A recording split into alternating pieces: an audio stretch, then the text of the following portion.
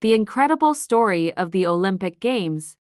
Once upon a time, in the sunlit valleys of ancient Greece, where myths and legends were born, there was a place called Olympia. It was here, nestled between rolling hills and sacred temples, that a tradition began. A tradition so powerful it would continue for thousands of years and bring together people from every corner of the globe. This tradition was the Olympic Games. The birth of the Olympics.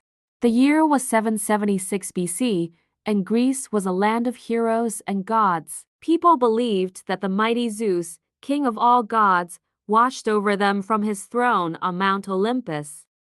To honor Zeus, the Greeks decided to hold a special festival every 4 years, a time they called an Olympiad. The centerpiece of this festival was a simple but thrilling event, a foot race. The best runners from different Greek city-states would gather at Olympia to compete, hoping to earn the favor of the gods and win the race. The very first Olympic event was called the Stade, a foot race of about 192 meters or 210 yards. Imagine a group of strong, determined athletes sprinting down a dusty track, cheered on by crowds of excited spectators. The winner didn't receive a shiny gold medal like today's champions. Instead, he was crowned with a wreath of olive leaves, a symbol of victory and honor. This was a time when being the fastest runner was the highest honor a man could achieve.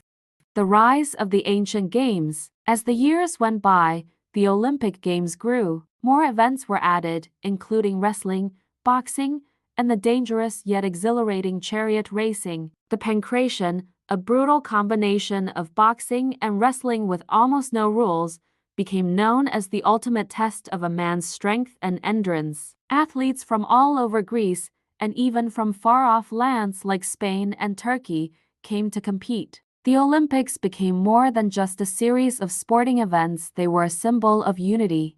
Despite their frequent wars, the Greek city-states agreed to a truce during the Games. They would lay down their weapons and gather at Olympia in peace, sharing in the celebration of human achievement and the honor of Zeus. The decline and fall.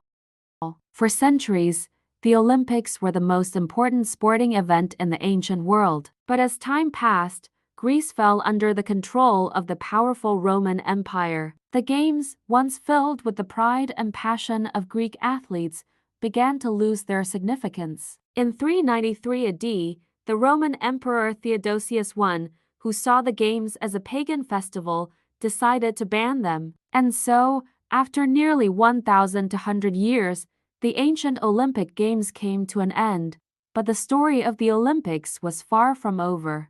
The Olympic revival and the flame. Fast forward to the 19th century, when the world was changing rapidly. In France, a young educator named Pierre de Coubertin dreamed of reviving the Olympic Games. He believed that sports could bring people together and promote peace. In 1894, at a conference in Paris, he proposed the idea of a modern Olympics. Though the response was lukewarm, Coubertin's passion and determination led to a unanimous vote in favor of reviving the Games. 2 years later, in 1896, the first modern Olympic Games were held in Athens, Greece. Athletes from 14 nations gathered to compete in events that echoed the ancient games, including running, jumping, and wrestling. This time, the winners didn't just receive olive wreaths, they were awarded gold, silver, and bronze medals, symbols of their victory and the international spirit of the Games. One of the most powerful symbols of the modern Olympics is the Olympic flame. This tradition began in the 1928 Amsterdam Games,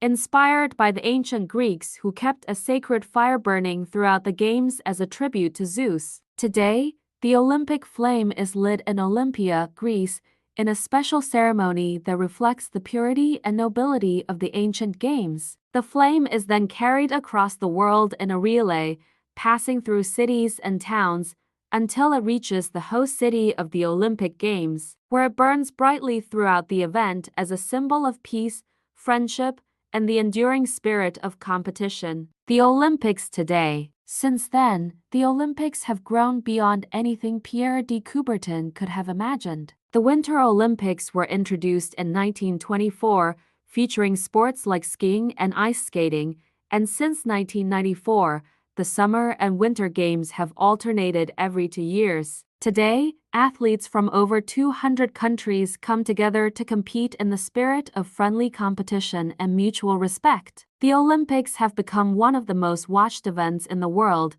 with billions of people tuning in to witness the incredible feats of strength, speed, and skill. From the ancient foot race in Olympia to the grand spectacle of the modern games, the Olympics continue to inspire and unite people across the globe. The Olympic legacy. The story of the Olympic Games is a story of human achievement, of striving for excellence, and of the enduring belief that we are all part of a larger world community. Whether it's the roar of the crowd as a runner crosses the finish line, the grace of a figure skater gliding across the ice, or the determination of an athlete pushing beyond their limits, the Olympics remind us of what we can achieve when we come together in the spirit of peace and competition. So the next time you watch the Olympics, remember, you're not just watching a sporting event. You're witnessing a tradition that began over 2,700 years ago in ancient Greece, a tradition that has survived wars,